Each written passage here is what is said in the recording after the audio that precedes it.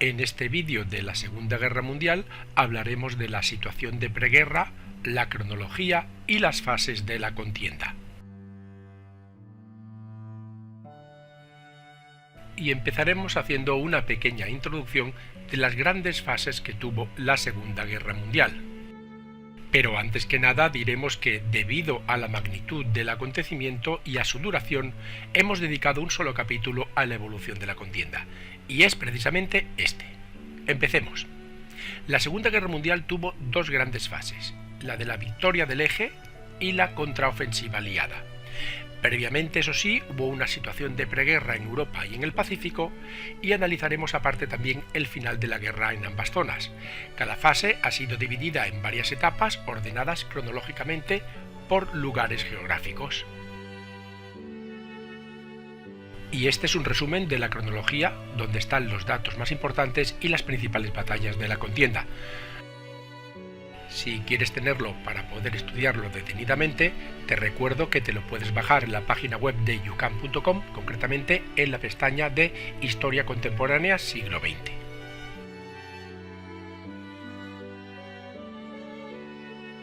Y empezamos con la situación de partida, que fue en agosto de 1939. Por una parte teníamos a los aliados, Francia, Gran Bretaña y Polonia, y por la otra a las potencias del Eje, es decir, Alemania e Italia. En esta diapositiva podemos apreciar cómo estaba la situación mundial antes del conflicto, y en la siguiente podemos ver cómo estaba la situación por lo que respecta a los dos contendientes. En azul las potencias del Eje y en verde los aliados. Recordemos, verde oscuro eran los que participaron desde el inicio en la Segunda Guerra Mundial, y en verde más claro los que se apuntaron a la contienda justo después del ataque a Pearl Harbor.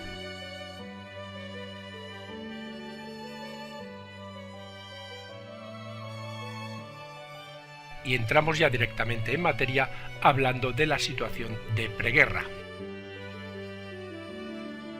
Y dentro de la situación de preguerra hablaremos de la expansión alemana. En el mapa podemos ubicarla con todo detalle. Estas ansias de expansión hicieron que Alemania se saltase a la torera el Tratado de Versalles y militarizase la región de Renania. Por si fuera poco, 2 años después se anexionó Austria, mediante lo que ellos llamaban el Anschluss, que es una palabra alemana que significa unión, y ese mismo año exigió a Checoslovaquia la entrega de los Sudetes, que es un territorio checoslovaco pero poblado por mayoría alemana. En Asia ocurrió 3/4 de lo mismo. El inicio de la guerra fue debido a las ansias expansionistas del Imperio japonés. En el mapa podemos verlo. Todo empezó cuando en 1937 Japón atacó a China desde su plataforma en Manchuria. Los japoneses ocuparon el norte rápidamente, pero fueron detenidos finalmente en la batalla de Shanghái. El ejército japonés hay que decir que cometió atrocidades contra civiles y prisioneros de guerra en la masacre de Nankín, matando unos 300.000 civiles en un mes. Debido a que la guerra en China se prolongaba más de lo previsto, los oficiales nacionalistas del ejército de Guangdong, que es un cuerpo de élite japonés, reanudaron la lucha por el control de Mongolia y Siberia con Rusia. En 1939, fuerzas soviéticas y japonesas chocaron en la frontera con Mongolia. La creciente presencia japonesa en el lejano oriente fue vista por la URSS como una amenaza estratégica, y estos temían tener que luchar en una guerra de 2 frentes, lo que fue una de las razones para firmar el pacto Ribbentrop-Molotov con los nazis.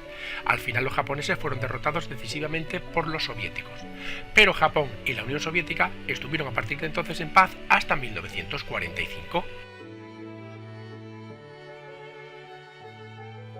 Y una vez hemos explicado la situación de preguerra en Europa y en Asia, vamos a hablar de la primera fase, las victorias del Eje. Y todo comenzó oficialmente en Europa. En el mapa podemos verlo con todo detalle. El 1 de septiembre de 1939, Alemania invadió Polonia, usando el pretexto de un ataque polaco simulado en un puesto fronterizo alemán. Debido a que Polonia era prácticamente llana, Alemania usó la táctica de la Blitzkrieg, que es una guerra relámpago en la que rápidamente avanzó por todo el territorio polaco. los aliados declararon la guerra a Alemania y poco después la Unión Soviética, siguiendo su acuerdo secreto, invadió Polonia desde el este. Los polacos no aguantaron una guerra ya con dos frentes y la invasión de Polonia duró poco más de un mes. Tras la conquista de Polonia, Alemania se tomó una pausa para reagruparse durante el invierno del 39 al 40, mientras británicos y franceses se mantenían a la defensiva. Por eso se le llamó a este periodo la Guerra de la Broma, debido a que casi no existieron combates. Rusia, por su parte, atacó Finlandia, pero encontró mucha resistencia. Al final se rindió Finlandia y tuvo que ceder áreas estratégicas como la frontera con Leningrado y Karelia.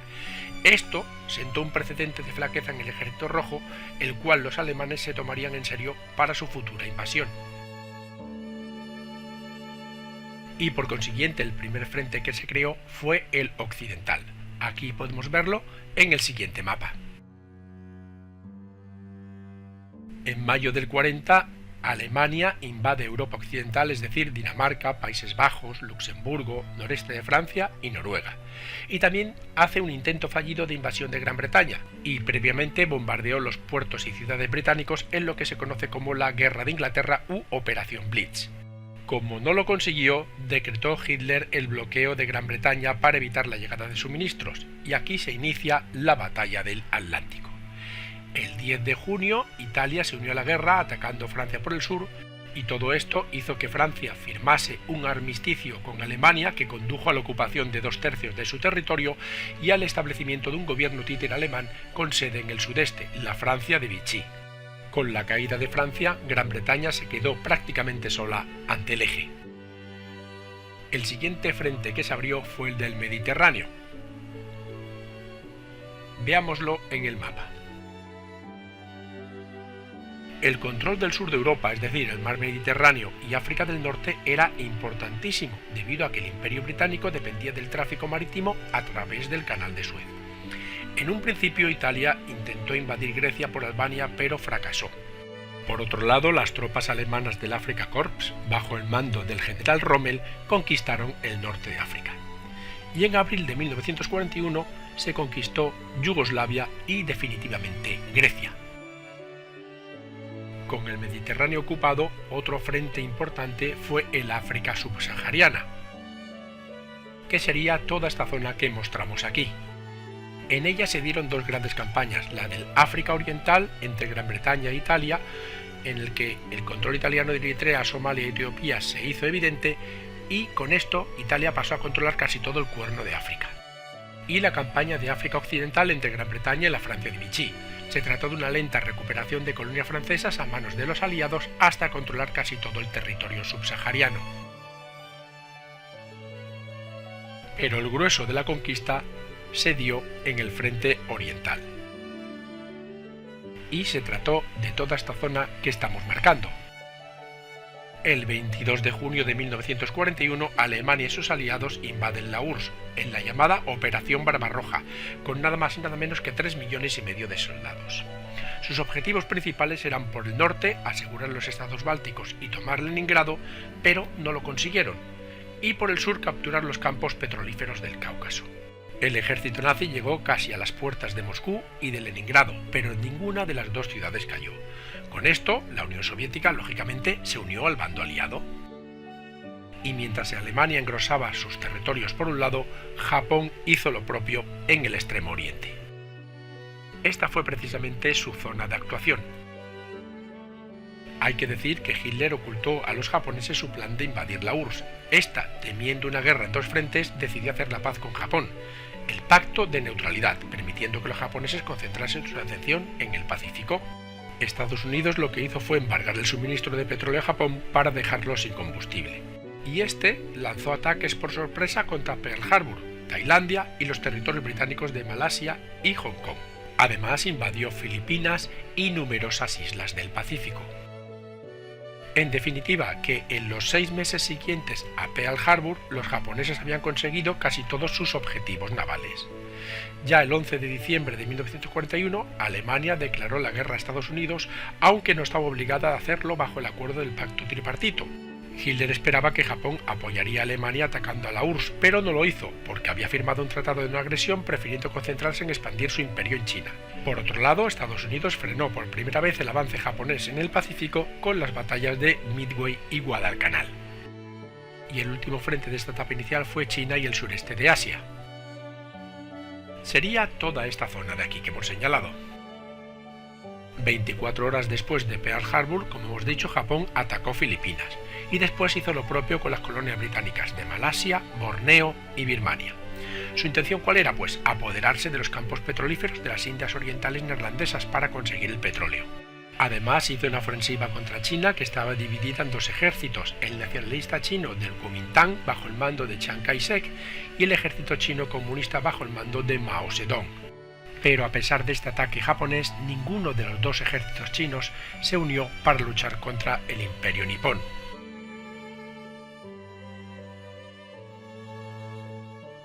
Y con esto finalizan las victorias del eje y empieza la contraofensiva aliada. Y empezaremos con la batalla del Atlántico, que tuvo lugar precisamente en el Océano Atlántico. Los submarinos U-Boat intentaron cortar las líneas de suministro de Gran Bretaña, hundiendo barcos mercantes por todo el Atlántico Norte. La armada alemana hacía estragos en los aliados, pero el 9 de mayo de 1942 un destructor aliado capturó un sumergible alemán, el U-110, y recobró una máquina Enigma, un ingenio de cifrado. Esta se llevó a Gran Bretaña, donde se utilizó para descifrar el código concreto utilizado por los submarinos alemanes. Desde entonces los aliados disfrutaron de ventaja, ya que podían interceptar y comprender las comunicaciones por radio alemanas. El segundo frente fue el oriental. Y sería toda esta zona de aquí que señalamos en el mapa. Aquí podemos hablar de un equilibrio en la zona con contraofensivas de la Unión Soviética. En la ciudad de Kharkov se enfrentaron ambos ejércitos con victoria alemana, pero estos no se dieron cuenta de la magnitud de su triunfo, ya que con ella las extensas estepas del Cáucaso estaban virtualmente sin defensa soviética. Y el 28 del 6 de 1942 tuvo inicio la Operación Azul, cuyo objetivo era arrebatar a la URSS los pozos petrolíferos del Cáucaso. Con ella los alemanes llegaron a Stalingrado, pero no avanzaron más. Allí se libró la batalla de Stalingrado, que precisamente fue la más grande y más costosa en vidas humanas de la historia, 2 millones de muertos, con victoria aliada. ¿Y qué pasaba mientras tanto en el frente occidental? Bueno, pues vamos a verlo. Estaríamos hablando de toda esta zona. Se trató de una etapa de muy pocos conflictos.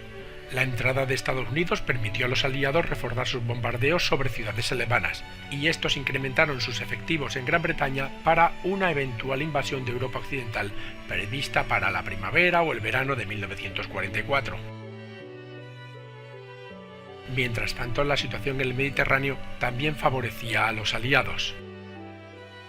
Se trataría de toda esta zona de aquí. La derrota alemana en el Alamein, unida a la victoria del ejército del general Eisenhower en Túnez, provocó el inicio de la derrota italiana fascista. En junio del 43, los aliados invaden Sicilia y en septiembre de ese mismo año Italia se rinde a los aliados y cambia de bando. Mussolini fue capturado, pero poco después fue liberado por tropas alemanas y creó un gobierno títere, la República Social Italiana o República de Salò. Y mientras en el frente oriental la situación se revertía a favor de la URSS. Estaríamos hablando de toda esta zona que estamos señalando. Después de la rendición del sexto ejército alemán en Stalingrado, la Unión Soviética lanzó 8 ofensivas durante el invierno. Ya en julio del 43 ocurrió la batalla de Kursk, que fue la concentración de poder de fuego más grande de toda la Segunda Guerra Mundial. Y a partir de ahí el avance soviético fue imparable, recuperando Leningrado, Bielorrusia, las repúblicas bálticas, Ucrania, Rumanía y Bulgaria, e incluso se adentró en Hungría, Polonia y Yugoslavia. Y mientras en Europa avanzaban los aliados, en el Pacífico ocurría lo mismo. Estaríamos hablando de toda esta zona. La reconquista aliada fue isla a isla y se produjeron numerosas batallas. El objetivo de Estados Unidos era conseguir las bases aéreas para poder bombardear Japón con sus nuevos B-29 en las Islas Marianas. Durante 1944, submarinos y aviones aliados atacaron la marina mercante japonesa, privando así a su industria de las materias primas por cuya obtención Japón había ido a la guerra. El principal objetivo era el petróleo, y Japón estaba casi seco a finales de 1944. Los Estados Unidos capturaron las islas de Iwo Jima y Okinawa, territorios tradicionales japoneses, y desde allí lanzaron ataques marinos y aéreos a las ciudades de Japón, acorralando así a esta potencia del eje. Un poco más al sur, en China y el sureste de Asia, ocurría algo parecido con Japón. Ocurrió precisamente en esta zona que estamos señalando. En abril del 44, Japón inició con éxito la Operación Ichigo, para asegurar la ruta férrea entre Pekín y Nankín, y para limpiar el sur de China de campos de aviación de Estados Unidos. Japón lanzó una ofensiva fallida contra la India, lo que le supuso numerosas bajas, y por otro lado Gran Bretaña logró expulsarlo de Birmania. Y en paralelo, en el frente occidental, ocurrió quizá la operación más famosa de toda la guerra. Fue en esta zona que estamos marcando. Se trató del desembarco de Normandía, donde 2 millones de soldados aliados invadieron el norte de Francia. Allí solo había 400.000 soldados alemanes, puesto que el 90% restante estaba en el frente oriental. Con esta fuerza humana, sucesivos ataques hicieron retroceder al ejército alemán hasta sus fronteras naturales. Y a su vez, en el frente oriental, el avance soviético era imparable. Es precisamente esta zona que señalamos. Ya con los Balcanes recuperados, así como gran parte de Hungría, la Unión Soviética puso su punto de mira en Polonia. Tomaron Varsovia y se quedaron a 60 kilómetros de Berlín. Se dirigieron posteriormente al sur y conquistaron parte de Austria, Checoslovaquia y el sur de Alemania, rodeando Berlín. Con todo prácticamente perdido, Hitler se suicidó el 30 de abril de 1945.